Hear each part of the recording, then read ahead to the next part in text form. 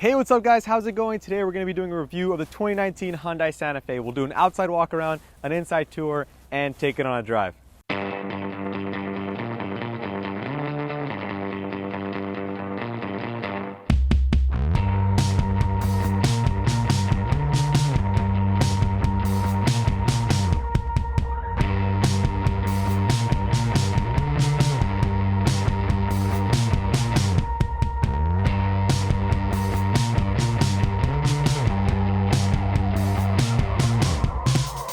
Doing our walk around of the car, you notice it really has a unique look to it from the front with those headlights, which look like they just came out of a concept car. What doesn't look so fancy though are the second set of headlights underneath with all the additional lighting this car needs to pass America's regulations. Moving on to the side, it's pretty standard since this is the base model. The 17-inch rims aren't that impressive and get the job done. Moving on to the back, we notice the badge and it indicates that this is the Santa Fe with the H-Track all-wheel drive. One quick note about this is the renaming of this car. It used to be known as the Santa Fe Sport, but is now just called the Santa Fe, while the Santa Fe XL is used to define the larger SUV in Hyundai's lineup. Opening the trunk, you'll notice that this car fits a lot of stuff, especially with the seats folded flat, and they fold up really easily. Overall, it's a modern design, and it definitely does not look outdated by any means. Going on to the interior, you'll notice that it's very spacious with the way the dashboard is set up, and I'm sure there's some eye tricks going on there, but it works and it makes it feel very roomy. Other than that, you have a very simple standard climate control, infotainment system, and center console. One thing I liked was the look of the speaker grills with a 3D triangular design. The speakers aren't anything like Harman Kardon or Bose, but it adds a nice touch to the aesthetic of the car. With that said, that's pretty much all of the interior, and let's take it on a drive.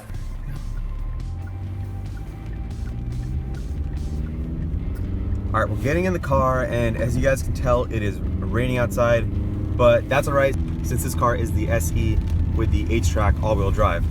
So we'll just turn on the windshield wipers, and we should be good. So this car is fitted with a 2.4 liter inline 4, pushing out 185 horsepower and 178 pound-feet of torque, and it's made it to the 8-speed transmission. But since it weighs 3,800 pounds, which is a decent amount for a car of this size, I really think it's just lacking power.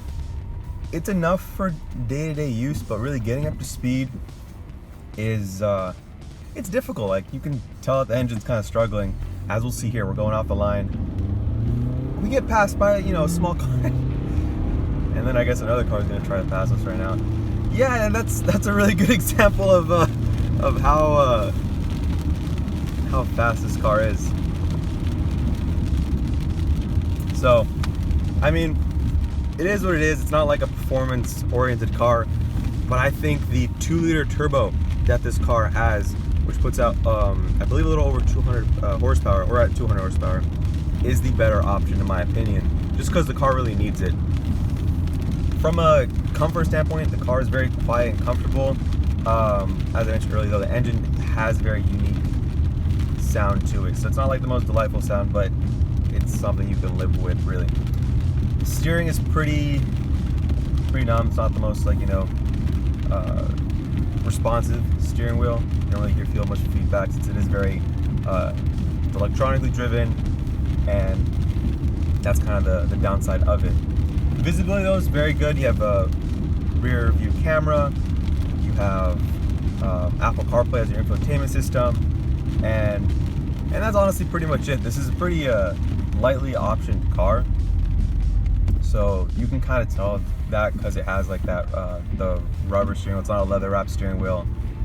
One thing I did want to mention about the steering wheel is in the dark it's not really easy to tell the knobs for your volume rocker and your cruise control. We noticed that when driving at night and you go to set cruise control, all you can see is the set and reset directions.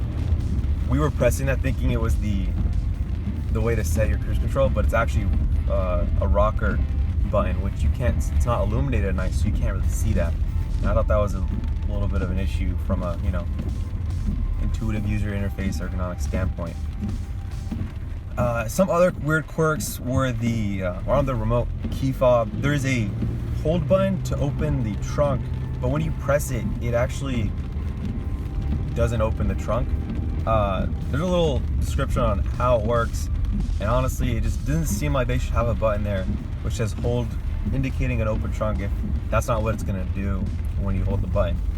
So a little bit of weird quirk there. I know they have the button there since there is a automatic tailgate on the higher trim cars, so I felt like they kind of had to have it for the lower trim ones to use that button for some feature, but I think it was a fail in a sense. So when we did a little walk around the car, like, it does look futuristic, and I think that's kind of what's really gonna either drive customers to love it or hate it, are the looks of the car. And yes, driving is important, and I think it does fit the bill for the average consumer who wants a lot of space, which this car does have. Full flat seats, which gives you over like 70 cubic feet of storage capacity. Yeah, and then going on to the back, you have rear LED taillights, which look cool. I think it looks kind of like a Mercedes in a sense. There's that hint of design language to it. But the rear exhaust, kind of the asymmetrical design of it coming out of one end, I think kind of throws it off. It would have been nice if they just had two, exhaust tips, even though the car, or the horsepower the engine doesn't really need it from a performance standpoint. I think aesthetically would have been a more pleasing design choice. So that's pretty much all I had for this car. It's a great car overall, and I think for the 23, and up $1,000 mark, it's competitive with what's out there on the market. All right, that's pretty much it for this video. Let me know what you guys think of the car. If you guys are considering buying, what options would you guys want to get? This is a pretty base model, so there are a bunch of features to be added onto this car. But yeah, comment that down below. Like the video, thumbs up if you like the video, and subscribe if you want to see what else we have in store. Thank you guys for watching, and I will see you guys in the next one. Peace.